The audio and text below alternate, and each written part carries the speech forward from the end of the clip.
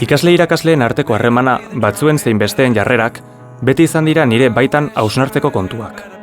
Nola jokatuko nuke nik egoera konkretuetan? Askotan egin diot galdera hori nire buruari. 18 urte beteta galdera horiei erantzun nahian, Mondragon Unibertsitateko Humanitate eta Hezkuntza Zientzien Fakultatera gerturatu nintzen.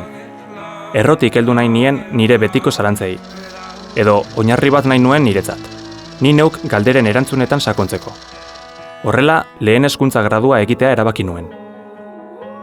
Mondragon Unibertsitateko hezkuntza ereduak konpetentzien bidez lan egiteko aukera eman zidan. Horrela, eginaz ikasi nuen. Ikasgelan landutako dinamika, proiektu eta lan guztiak benetako kasuak ziren, eta hartara etorkizunera begira jartzen gintuzten, gure langintzara. Alderdi praktiko hori, bigarren mailaz geroztik izugarri areagotu zen. Corazonistas ikastetxean praktikak egiteko aukera izan bainuen. Hor bai ikasten dela. Ikerketa talde baten ere egon nintzen bekadun moduan uezin. Hainbat irakaslerekin batera. Bertan, ingelesaren irakaskuntzaren inguruko ikerketak egin genituen, eta nire egungo lanerako izugarri balio izan dit. 3. mailan, Erasmus programarekin Belgikara joan nintzen, nire buruari erronka bat jartzeko aukera ezin hobea izan zen, eta nola ez, gehiago ikasteko. 4. maila bukatu bezain pronto, irakasle espezifiko gisa lanean hasi nintzen, praktikak egindako ikastetxean bertan. Gainera, ikasketa kooperatiboaren batzordeko arduradunetako bat izendatu ninduten.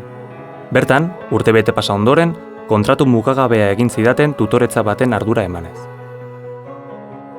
Nelson Mandelak zioen hezkuntza dela armarik eraginkorrena mundua aldatzeko.